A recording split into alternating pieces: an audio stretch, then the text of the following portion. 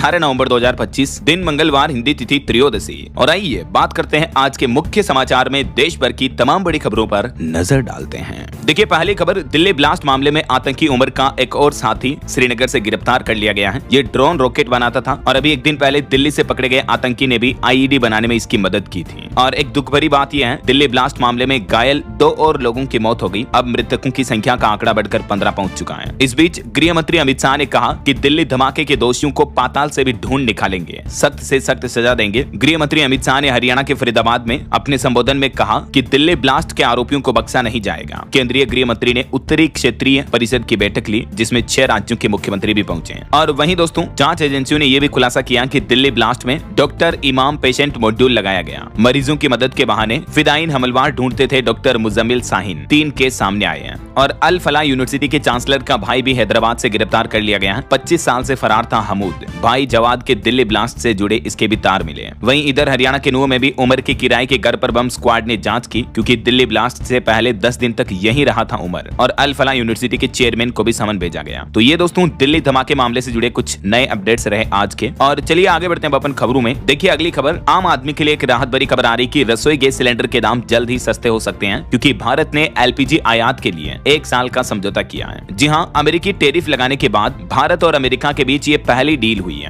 जरूरत की 10% gas US से खरीदेगा भारत, और इससे हमारी एनर्जी सिक्योरिटी भी मजबूत होगी। और क्योंकि ये एलपीजी अन्य आयात की तुलना में थोड़ी सस्ती मिलेगी, तो हो सकता है आपको नए साल 2026 में एलपीजी गैस सिलेंडर की कीमतों में कुछ गिरावट देखने को मिले। आखिरकार भारत अमेरिका के बीच जो टैरिफ विवाद चल रहा था, उसके बाद ये पहली डील साइन हुई है। दोनों देशों के बीच जो व्यापार समझौते को लेकर भी बातचीत चल रही है, तो इससे इसको भी बढ़ावा मिलेगा और भी भारत की एनर्जी सिक्योरिटी मजबूत होगी। भारत अमेरिका के बीच इस डील को लेकर क्या क्या बेनिफिट होंगे देख सकते हैं आप। भारत की पीएसयू ऑयल कंपनियों ने यूएस से एलपीजी आयात के लिए ये ऐतिहासिक समझौता किया है। और इसके अलावा देखिए, अमेरिकी राष्ट्रपति डोनाल्ड ट्रंप ने नरमी बरतते हुए एक और राहत दी। अमेरिका ने भारत के चाय, कॉफी, मसालों से 50% टैरिफ भी हटा दिया है। एक्चुअली इतने टैरिफ की वजह से यूएस में खाने पीने की चीजें काफी ज्यादा महंगी हो रही थी, तो इस कारण ट्रंप को बैकफुट पर आना पड़ा और अमेरिका ने भारत के कॉफी, चाय, मसाले, ट्रॉपिकल फ्रूट्स और फ्रूट जूस जैसे प्रोडक्ट पर 50% रेसिप्रोकल टैरिफ को वापस ले लिया है। तो इससे ये भी फायदा होगा, करीब $1 अरब के कृषि निर्यात को भी बड़ी राहत मिलेगी, है ना। तो भारत अमेरिका के बीच अब रिश्ते सुधरते दिख रहे हैं। 2 अहम फैसले हुए। एक तो भारत अमेरिका के बीच ये एलपीजी डील हुई, जिससे 2026 से ही 10% एलपीजी का आयात अमेरिका से होगा। हमारे देश के केंद्रीय पेट्रोलियम मंत्री हरदीप सिंह पुरी भी बोले कि इससे उज्ज्वला उपभोक्ताओं को भी राहत मिलेगी। और दूसरा, ये भारत के खाने पीने की चीजों पर जो टैरिफ घटाया अमेरिका ने, तो इससे भारत के एक्सपोर्ट को भी बढ़ावा मिलेगा, है ना। इसके अलावा भी भारत के वाणिज्य मंत्रालय का कहना है कि भारत की यूरोप, अमेरिका के साथ ईएयू से भी एफटीए यानी फ्री ट्रेड एग्रीमेंट पर बातचीत चल रही है। चलिए अगली खबर देखिए, सोना चांदी के भाव पर अपडेट आ रहा दोस्तों। सोना 1870 रुपए गिरा और अभी सोने की कीमतें 1,23,000 रुपए प्रति 10 ग्राम पर पहुंच चुकी हैं। वहीं चांदी भी 4434 रुपए सस्ती होकर 1,55,000 रुपए प्रति किलो पर वापस आ गई है। बाकी और भी अलग अलग कैरेट के हिसाब से गोल्ड का रेट क्या चल रहा है देख ही सकते हैं आप स्क्रीन पर। चलिए अगला अपडेट देखिए, देश के कारोबारी अनिल अंबानी हवाला केस में दूसरी बार भी पेश नहीं हुए। ऑनलाइन स्टेटमेंट देने की गुजारिश की। 100 करोड़ के हवाला से जुड़ा मामला है इनका। और वहीं देखिए खबर, भारतीय रिजर्व बैंक आरबीआई के गवर्नर बोले कि भारतीय कंपनियों का कैश और मुनाफा काफी मजबूत है, तो भारत की तेज ग्रोथ जारी रहेगी। आरबीआई गवर्नर संजय मल्होत्रा ने कहा कि अमेरिकी टैरिफ का असर बहुत ही मामूली है और क्रिप्टो करेंसी को लेकर भी उन्होंने बयान दिया कि क्रिप्टो को फिलहाल मान्यता देने का कोई प्रस्ताव नहीं है। और मॉर्गन स्टैनली की भी एक अच्छी रिपोर्ट सामने आ रही है कि नए साल वित्त वर्ष 2026 में भी तेज रहेगा भारत का आर्थिक विकास। घरेलू मांग बनी रहेगी मुख्य वजह। चलिए अगला अपडेट देखिए, जनवरी 2026 में आईटीआर फॉर्म और नए नियम को नोटिफाई करेगा सीबीडीटी। जी हाँ दोस्तों, अगले साल 2026 से भारत की कर व्यवस्था में भी ये बड़ा बदलाव होने जा रहा। सीबीडीटी का प्लान है जनवरी तक सरलीकृत आयकर अधिनियम 2025 के तहत नए आईटीआर फॉर्म और नियमों को अधिसूचित करेगा और ये कानून 1 अप्रैल 2026 से ही लागू होंगे। ये जो न्यू इनकम टैक्स कानून है, ये 1961 के पुराने कानून की जगह लेंगे, जिससे करदाता यानी टैक्स पेयर्स को बड़ी राहत मिलेगी, है ना। ये जो नया फॉर्मेट होगा, ये करदाताओं के लिए फायदेमंद होगा और भी इसमें क्या क्या बेनिफिट होंगे देख सकते हैं आप जानकारी। और इस नए टैक्स कानून की कुछ प्रमुख विशेषताएं ये होगी। चलिए अगला अपडेट देखिए, यूपी एम्स रायबरेली में पहली बार हुआ न्यूरल ट्यूब डिफेक्ट का सफल ऑपरेशन, जिससे कई गंभीर बीमारियों के इलाज की सुविधा मिल पाएगी। एम्स रायबरेली में पहली बार डॉक्टरों ने यह सफल ऑपरेशन कर दिखाया है, जो कि भारत की चिकित्सा व्यवस्था के लिए एक बड़ी उपलब्धि है। और वहीं देखिए, अब समुद्र की लहरों से भी बन सकेगी बिजली। उत्तर प्रदेश के इस युवक ने खोजी कमाल की तकनीक। जी हाँ, मेरठ के शास्त्री नगर स्थित सरस्वती शिशु मंदिर में आयोजित अखिल भारतीय विज्ञान प्रदर्शनी में ये अनोखा नजारा देखने को मिला, जहाँ देश भर की युवाओं द्वारा बेहतरीन साइंस के मॉडल पेश किए गए। और कुछ ऐसा ही मॉडल अयोध्या के रहने वाले अमन पांडे द्वारा भी बनाया गया, जिससे कि आने वाले समय में समुद्र की लहरों के माध्यम से वेव एनर्जी उत्पन्न की जा सकेगी और वेव के जरिए इलेक्ट्रिसिटी जनरेट हो पाएगी, है ना। और अगला बड़ा अपडेट देखिए दोस्तों, सरकार ने इलेक्ट्रॉनिक इलेक्ट्रॉनिक्स कंपोनेंट स्कीम के तहत 7,712 करोड़ रुपए की 17 परियोजनाओं के दूसरे चरण को भी मंजूरी दे दी है। इलेक्ट्रॉनिक्स और सूचना प्रौद्योगिकी मंत्रालय की तरफ से यह जानकारी दी गई।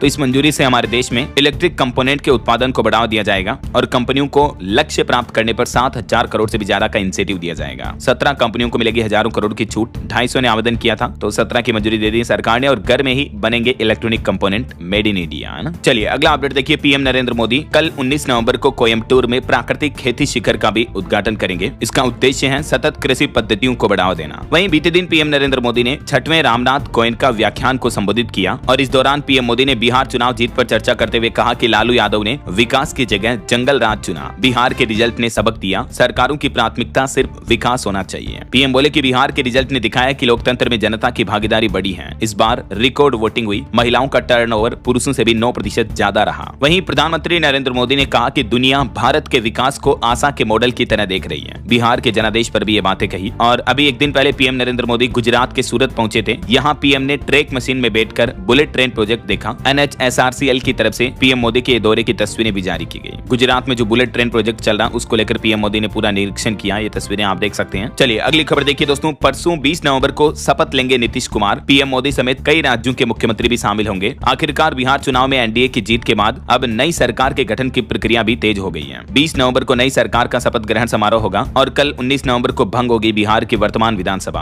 राज्यपाल से मिले मुख्यमंत्री। आज जेडीयू और बीजेपी विधायक दल की बैठक भी होनी है। आखिरकार 10वीं बार बिहार के मुख्यमंत्री बनेंगे नीतीश कुमार। तो वर्तमान सीएम के तौर पर उन्होंने राज्यपाल को पत्र भी सौंप दिया है। 19 नवंबर को भंग होगी विधानसभा और शपथ ग्रहण समारोह 20 नवंबर को होगा। तो इसके चलते सभी अधिकारियों की छुट्टियां भी रद्द कर दी गई। आदेश जारी हुए। बिहार पटना डीएम वगैरह की तरफ से भी ऑर्डर जारी किए गए। और इस बीच देखिए कांग्रेस के रॉबर्ट वाड्रा बोले कि बिहार में दोबारा चुनाव होना चाहिए। एमपी इंदौर दौरे के दौरान उन्होंने कहा कि जनता नतीजों से खुश नहीं है। चुनाव आयोग की मदद से ये रिजल्ट आया। कांग्रेस सांसद प्रियंका गांधी के पति रॉबर्ट वाड्रा ने बिहार चुनाव में धांधली के आरोप लगाए हैं और चुनाव आयोग को भी ब्लेम किया। देखिए जरा आप। और वहीं दोस्तों अभी जो चुनाव आयोग द्वारा एसआईआर अभियान चलाया जा रहा तो इस पर भी देखिए बड़ी खबर। उत्तर प्रदेश में एसआईआर के पहले ही चरण में 12,000 मतदाता वोटर लिस्ट से बाहर हुए हैं। बीएलओ ने इन मतदाताओं के नाम काटे जिसके पीछे वजह यह है कि इनमें से ज्यादातर मतदाता मृत है या स्थानांतरित है या डुप्लीकेट है। इस वजह से वोटिंग लिस्ट से इनका नाम हटाया जा रहा है। वहीं इधर असम राज्य में भी वोटर लिस्ट के स्पेशल डिवीजन का आदेश जारी हुआ। फाइनल सूची 10 फरवरी 2026 को जारी होगी। 12 राज्यों में अब तक 49 करोड़ फॉर्म बांटे जा चुके हैं चुनाव आयोग की तरफ से एसआईआर के लिए, है ना।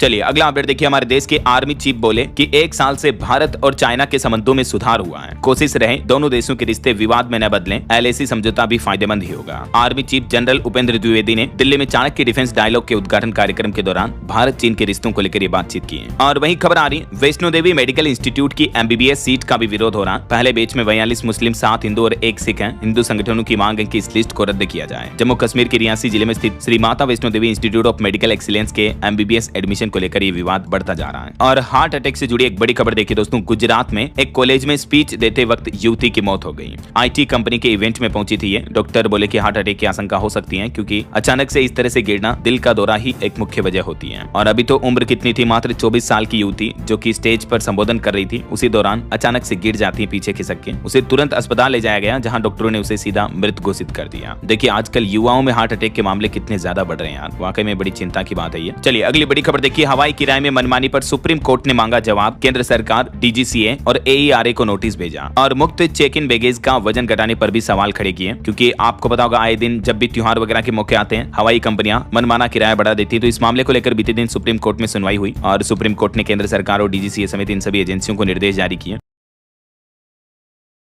जारी किया, कहा कि 3 महीने में ध्वस्त करें जिम कॉर्बेट टाइगर रिजर्व के सभी अनाधिकृत ढांचे। उत्तराखंड सरकार को सुप्रीम कोर्ट की तरफ से ये अहम निर्देश जारी किए हैं। और वहीं पोल्यूशन मुद्दे पर भी देखिए सुप्रीम कोर्ट ने जहरीली नदियों पर राजस्थान सरकार से भी सवाल किया। कहा कि लूनी जोजरी प्रदूषण मामले में NGT के आदेश चुनौती देना सही है या गलत है। तो इस मामले को लेकर 21 नवंबर को फिर से सुनवाई होनी है। और देश भर के कई जगहों पर बढ़ते वायु प्रदूषण के बीच भी सुप्रीम कोर्ट ने दिल्ली में सभी निर्माण कार्य रोकने के सुझाव को ठुकराया और कहा कि इससे लोग प्रभावित होंगे। भले ही दिल्ली में वायु प्रदूषण की स्थिति बेहद खराब कंडीशन में चल रही है, लेकिन जो सरकार ने ग्रेड 3 की पाबंदियां लगाई तो उसके तहत निर्माण कार्यों पर रोक लगाने के प्रस्ताव को सुप्रीम कोर्ट ने ठुकरा दिया और कोर्ट ने इन राज्यों से सुझाव देने को भी जारी किया, कहा कि 3 महीने में ध्वस्त करें जिम कॉर्बेट टाइगर रिजर्व के सभी अनाधिकृत ढांचे हैं। उत्तराखंड सरकार को सुप्रीम कोर्ट की तरफ से ये अहम निर्देश जारी किए हैं। और वहीं पोल्यूशन मुद्दे पर भी देखिए सुप्रीम कोर्ट ने जहरीली नदियों पर राजस्थान सरकार से भी सवाल किया, कहा कि लूनी जोजरी प्रदूषण मामले में एनजीटी के आदेश चुनौती देना सही है या गलत है। तो इस मामले को लेकर 21 नवंबर को फिर से सुनवाई होनी है। और देश भर के कई जगहों पर बढ़ते वायु प्रदूषण के बीच भी सुप्रीम कोर्ट ने दिल्ली में सभी निर्माण कार्य रोकने के सुझाव को ठुकराया और कहा कि इससे लोग प्रभावित होंगे। भले ही दिल्ली में वायु प्रदूषण की स्थिति बेहद खराब कंडीशन में चल रही है, लेकिन जो सरकार ने ग्रेड 3 की पाबंदियां लगाई तो उसके तहत निर्माण कार्यों पर रोक लगाने के प्रस्ताव को सुप्रीम कोर्ट ने ठुकरा दिया और कोर्ट ने इन राज्यों से सुझाव देने को भी कहा। इस सभी मुद्दे को लेकर कल 19 नवंबर को फिर से इस मामले पर सुनवाई होगी, है ना। और एक रिपोर्ट सामने आ रही दोस्तों की 10 अक्टूबर से लेकर 14 नवंबर तक के बीच यानी तकरीबन एक महीने के अंदर 27 लाख से भी ज्यादा मनरेगा मजदूरों के नाम हटाए गए। केंद्र सरकार की तरफ से आंकड़े जारी किए गए। ग्रामीण रोजगार योजना मनरेगा के तहत ये मजदूरों के नाम काटे गए क्योंकि ज्यादातर मजदूर अवैध हैं और गलत तरीके से भ्रष्टाचार किया जा रहा है इस योजना का। और वहीं दोस्तों एक बड़ी दुखद खबर है, बीते दिन आपको पता होगा एक बड़ी बस अग्निकांड की घटना हो गई। मक्का से मदीना जा रहे 45 भारतीयों की मौत हो गई, जिनमें 18 लोग तो एक ही परिवार से थे। उम्रा के लिए जा रही बस डीजल टैंकर से टकरा गई। सऊदी अरब में एक दिन पहले देर रात ये बड़ा हादसा हो गया जिसमें 45 भारतीयों की मौत हो गई। मक्का से मदीना जाते समय एक बस डीजल टैंकर से टकरा गई और पूरा आग का गोला बन गई। मृतकों में 18 महिलाएं, 17 पुरुष और 10 बच्चे भी शामिल हैं। ईश्वर मरने वालों की आत्मा को शांति दे और इनके परिवारों को इस मुश्किल घड़ी में हिम्मत दे, हौसला दे, हमारी यही प्रार्थना है। और एक और बड़ी घटना हो गई, देखिए आप, यूपी के सोनभद्र में खदान में 54 घंटे से रेस्क्यू ऑपरेशन चल रहा। 5 लोगों के शव मिल चुके हैं, 9 अभी भी दबे हुए हैं। डीएम बोले कि 75 टन वजनी चट्टान हटाना काफी मुश्किल हो रहा है। उत्तर प्रदेश के सोनभद्र में जो खदान हादसा हुआ था तो उसका रेस्क्यू ऑपरेशन अभी भी चल रहा है। एनडीआरएफ, एसडीआरएफ की टीमें पत्थर को हटाने में जुटी हैं। चलिए कुछ इंटरनेशनल न्यूज अपडेट देखिए दोस्तों। बांग्लादेश की पूर्व पीएम शेख हसीना को वहां की कोर्ट ने फांसी की सजा सुनाई। बांग्लादेश कोर्ट ने छात्रों की हत्याओं का दोषी माना शेख हसीना को। और बांग्लादेश की जो वर्तमान सरकार है यूनुस, वो बोले कि भारत हसीना को हमें सौंपे वापस। बांग्लादेश गवर्नमेंट का कहना कि भारत तुरंत शेख हसीना को हमारे देश भेज दें। सजाए मौत के ऐलान पर उपजे तनाव के बीच बोला पड़ोसी देश, क्योंकि शेख हसीना पर फैसला आने से पहले आपको पता होगा बांग्लादेश की राजधानी ढाका में कई जगहों पर बम ब्लास्ट देखने को मिला। तो प्रदर्शनकारियों को तुरंत गोली मारने के आदेश भी जारी हुए और वहां काफी हिंसा फैली देश भर में। इस बीच आखिरकार बांग्लादेश की पूर्व पीएम को सजा सुना दी गई है। ऐसे में सवाल ये है कि क्या शेख हसीना को बांग्लादेश को सौंप देगा हमारा भारत? तो फांसी की सजा पर हमारे देश की भारत सरकार ने क्या कहा देखिए आप। बांग्लादेशी विदेश मंत्रालय ने तो अपील की है कि भारत हमें सौंप दे शेख हसीना को ताकि दोस्ताना रिश्ते बने रहे। तो इधर हमारे विदेश मंत्रालय का कहना है कि हम बांग्लादेश के लोगों के सर्वोत्तम हितों को ध्यान में रखते हुए सभी हितधारकों के साथ रचनात्मक संपर्क बनाए रखेंगे। हम शांति, लोकतंत्र और स्थिरता के पक्षधर हैं। और अगली बड़ी खबर देखिए, पाकिस्तानी सिंगर तलहा अंजुम ने नेपाल में अपने कॉन्सर्ट में लहराया तिरंगा झंडा, जो कि भारत का झंडा है। तो उनके इस झंडा लहराने पर काफी विवाद पैदा हो गया, कई लोग भड़क गए। तो वो बोले कि झंडा उठाने से अगर विवाद होता है तो मैं ऐसा ही करूंगा। ये पाकिस्तान के काफी पॉपुलर सिंगर हैं जिन्होंने भारत का तिरंगा लहराया, तो पाकिस्तानी लोग काफी नाराज हो गए। वहीं खबर आ रही, ड्रग ले जा रही बोट पर अमेरिका ने हवाई अटैक किया। 75 दिनों में ये 21वां हमला देखने को मिला। अब तक 83 लोगों की मौतें हो चुकी हैं। ट्रंप ने इसको तुरंत उड़ाने का आदेश दिया था। पूर्वी प्रशांत महासागर में ये ड्रग तस्करी करने वाली नाव पर अमेरिका ने हवाई हमला किया। और बड़ी खबर आ रही, ईरान ने भारतीयों के लिए वीजा फ्री एंट्री की सुविधा रोक दी। फर्जी नौकरी और तस्करी मामलों के बाद ये फैसला लिया। ईरान सरकार ने भारतीय नागरिकों के लिए 22 नवंबर से ये आदेश जारी करने का फैसला किया। 22 तारीख के बाद अब पासपोर्ट के साथ वीजा लेना भी अनिवार्य होगा, तभी आप ईरान जा पाएंगे। वहीं खबर है, साउथ कोरिया की न्यूक्लियर पनडुब्बियां बनाने में भी मदद करेगा अमेरिका। साउथ कोरियाई मंत्री बोले कि यह किम जोंग की नींद उड़ा देगी। और पाकिस्तान सरकार लगातार उनके रुपये की गिरती वैल्यू को बचाने के लिए बड़ा कदम उठाए हैं। डॉलर खरीद पर नई पाबंदियां भी लागू की है पाकिस्तान गवर्नमेंट ने। वहीं इधर यूक्रेन ने 100 फ्रांसीसी निर्मित राफेल लड़ाकू विमान प्राप्त करने के लिए भी एक समझौते पर हस्ताक्षर किए हैं। फ्रांस यूक्रेन दोनों के बीच ये अहम समझौता हुआ है। तो ये कुछ इंटरनेशनल न्यूज अपडेट्स चल रहे हैं। बहरहाल अभी तो अपन कुछ और महत्वपूर्ण और काम की खबरें देखेंगे दोस्तों, लेकिन फिलहाल वक्त हो चला है आज के ताजा मौसम समाचार जानने का। और हाँ, एक छोटी सी रिक्वेस्ट आपसे ये है कि अगर आप डीएलएस न्यूज चैनल से अभी तक भी जुड़े नहीं हो तो जुड़ जाइए, चैनल को सब्सक्राइब करके बेल आइकन जरूर दबा दीजिएगा और इस वीडियो पर एक लाइक और शेयर भी करते हैं मौसम अपडेट में। तो देखिए दोस्तों, मध्य प्रदेश भोपाल में तो पारा 5 डिग्री तक पहुंचा। ठंड ने 84 साल का रिकॉर्ड तोड़ा। राजस्थान के भी 16 शहरों में तापमान 10 डिग्री से भी नीचे चल रहा है। दिल्ली में टेम्परेचर अभी 9 डिग्री तक चल रहा है। देश भर में खास करके उत्तर और मध्य भारत में कड़ाके की ठंड पड़ रही है। राजस्थान में तो आज भी शीतलहर का अलर्ट है और अगले एक सप्ताह तक तेज ठंड का असर रहेगा। दिन का तापमान भी अब तो गिरने लगा और मध्य प्रदेश के कई शहरों में तो स्कूलों की टाइमिंग में भी बदलाव किया गया। कड़ाके की ठंड के बीच अब स्टूडेंट के लिए स्कूलों के समय में बदलाव हुआ है। और पंजाब में भी देखिए तापमान 5 डिग्री तक गिरा। मौसम विभाग का कहना है कि 20 नवंबर तक मौसम साफ रहेगा पंजाब में। इधर पहाड़ी राज्यों की बात करें तो उत्तराखंड के ऊंचाई वाले कई इलाकों में बर्फबारी का अलर्ट जारी हुआ। पहाड़ी जिलों में पाला गिरा, निचले क्षेत्रों में ठंड बढ़ी, तापमान 6 डिग्री से भी नीचे पहुंचा। और अब आगे आने वाले दिनों में और बर्फबारी होगी तो ठंड कड़ाके की सर्दी और बढ़ेगी, है ना। हिमाचल प्रदेश में भी देखिए 27 शहरों का पारा 10 डिग्री से भी नीचे चल रहा। 4 चलिए खबर देखिए, भारत और ब्रिटेन के बीच संयुक्त सैन्य अभ्यास चल रहा। राजस्थान की धरती पर जवानों ने दिखाया शौर्य। भारत ब्रिटेन के बीच ये नया सैन्य अभ्यास शुरू हुआ जिसका नाम रखा गया अजय वॉरियर 2025। तो ये कल सोमवार को शुरू हो चुका है। ये अभ्यास राजस्थान स्थित महाजन फील्ड फायरिंग रेंज के फॉरेन ट्रेनिंग नोड में हो रहा है। दोनों देशों के बीच डिफेंस साझेदारी को बढ़ावा मिलेगा। 17 तारीख से शुरू होकर 30 नवंबर तक जारी रहेगा ये सैन्य अभ्यास है। चलिए बड़ी खबर देखिए, कलकत्ता हाईकोर्ट ने एक ऐतिहासिक फैसला सुनाया। दल बदल कानून के तहत पहली बार विधायक की सदस्यता रद्द कर दी है। कलकत्ता उच्च न्यायालय की तरफ से जारी ये फैसला आप देख सकते हैं। टीएमसी नेता की विदायगी रद्द की है। और वही खबर आ रही, कर सुधार और भारत जापान साझेदारी से मजबूत होगा ऑटोमोटिव सेक्टर। ग्रांट थॉर्नटन की तरफ से रिपोर्ट जारी की गई। दुबई एयर शो 2025 के उद्घाटन पर भारत ने अपने रक्षा और विमानन क्षमताओं का भी प्रदर्शन किया। वहीं राष्ट्रीय गोपाल रत्न पुरस्कार 2025 की घोषणा भी हो चुकी है। इसी महीने 26 नवंबर को राष्ट्रीय दुग्ध दिवस समारोह के दौरान ये सम्मान समारोह आयोजित होगा और ये पुरस्कार वितरित किए जाएंगे। और खबर है, घूमर महोत्सव कल 19 नवंबर को मनाया जाएगा पूरे राजस्थान में। राजस्थान के उप मुख्यमंत्री की तरफ से ये घोषणा की गई। वहीं 16वें वित्त आयोग ने 2026-31 की रिपोर्ट सौंपी। पीएम नरेंद्र मोदी ने पैनल सदस्यों से भी मुलाकात की। और खेल जगत से अच्छी खबर देखिए, पीएम नरेंद्र मोदी ने एशियाई तीरंदाजी चैंपियनशिप 2025 में 6 स्वर्ण समेत 10 पदक जीतने वाली भारतीय टीम को भी बधाई दी है। वहीं चेस वर्ल्ड कप में भी अर्जुन क्वार्टर फाइनल में अकेले भारतीय रहे। अमेरिका के लेवोन अरोनियन को हराया। हरि कृष्णा टाई ब्रेक में मार्टिनेज से हारे। चलिए बड़ी खबर देखिए, सरकार ने प्रिंट मीडिया में विज्ञापनों की दरों में 26% तक की बढ़ोतरी कर दी है। सूचना और प्रसारण मंत्रालय की तरफ से यह आदेश जारी किया गया। वहीं बेरोजगारी पर सरकार की तरफ से आंकड़े जारी किए गए कि बीते महीने अक्टूबर में नहीं घटी नहीं बढ़ी बेरोजगारी दर। सरकार की तरफ से ये सर्वेक्षण रिपोर्ट जारी की गई और कहा कि भारत में बेरोजगारी दर 5.2% पर स्थिर रही है। बीते महीने भर में कोई बदलाव नहीं हुआ ऐसा। चलिए दोस्तों, सहारा निवेशकों के लिए अगली बड़ी खबर आ रही है कि निवेशकों के पैसे ही नहीं बल्कि कर्मचारियों की सैलरी तक भी लटकी हुई है। इस मुद्दे को लेकर सुप्रीम कोर्ट में सुनवाई हुई। ऐसे में सहारा की संपत्ति अडानी ग्रुप को मिलेगी या नहीं, इस मामले को लेकर सुप्रीम कोर्ट ने केंद्र सरकार से क्या कहा तो देखिए आप। जो अभी तक चर्चा चल रही है, सरकार प्लान कर रही है कि सहारा समूह की संपत्तियों को अडानी समूह को हस्तांतरित किया जाए, राइट। तो इस मामले पर अब सुप्रीम कोर्ट ने केंद्र सरकार से भी जवाब मांगा, क्योंकि कोर्ट ये सुनिश्चित करना चाहता है कि निवेशकों के हितों की रक्षा हो और उन्हें उनका पैसा वापस मिले। तो कोर्ट इस मामले में तेजी से कार्रवाई कर रहा है और इसी मसले को लेकर बीते दिन भी सुनवाई हुई और इस मुद्दे पर अगली सुनवाई 6 सप्ताह बाद होगी। चलिए खबर देखिए, सुप्रीम कोर्ट ने झारखंड के सारंडा वन को वन्य जीव अभयारण्य घोषित करने का भी आदेश दिया। वहीं भारतीय रिजर्व बैंक आरबीआई ने एस कृष्णन को जम्मू कश्मीर बैंक के अध्यक्ष के रूप में नियुक्त करने को मंजूरी दी। और खबर आ रही दोस्तों, 25 नवंबर को अयोध्या हवाई अड्डे पर उतरेंगे तकरीबन 80 चार्टर्ड विमान। कई बड़े वीवीआईपी पहुंचने वाले हैं क्योंकि अयोध्या में राम मंदिर ध्वजारोहण समारोह का आयोजन होने जा रहा है 25 नवंबर को। पीएम मोदी भी आएंगे इसमें। चलिए दोस्तों, ऑटो इंडस्ट्री से खबर आ रही, Hero Xtreme 160 R4V combat edition reveal हुआ। इसकी अनुमानित कीमत 1,35,000 तक हो सकती है। और 2026 कावासाकी Z1100 भारत में लॉन्च हुई। इसकी कीमत 13.25 लाख के लगभग है। वहीं मोबाइल फोन लॉन्चिंग पर भी अपडेट आ रहा। इस सप्ताह ओप्पो और रियलमी समेत 5 मोबाइल फोन भी लॉन्च होंगे। और प्रदूषण पर एक और बड़ी खबर देखिए, रेड जोन में चल रही अभी यूपी नोएडा की भी हवा। ग्रेप की पाबंदी भी नहीं सुधार रही हालात। 15 दिनों से स्थितियां काफी चिंताजनक चल रही है। न सिर्फ दिल्ली बल्कि नोएडा, ग्रेटर नोएडा वगैरह में भी प्रदूषण का लेवल काफी ज्यादा चल रहा है। प्रदूषित हवा लोगों को बीमार कर रही है। देश में ग्रेटर नोएडा दूसरा और नोएडा तीसरा सबसे प्रदूषित शहर बन चुका है। और खबर आ रही, देश की राजधानी दिल्ली में व्यावसायिक वाहनों के लिए टोल भुगतान करना अब आसान होगा। फास्टैग की सुविधा लागू करने जा रही एमसीडीबी, तो इसके जरिए आसानी से टोल भुगतान किया जा सकेगा।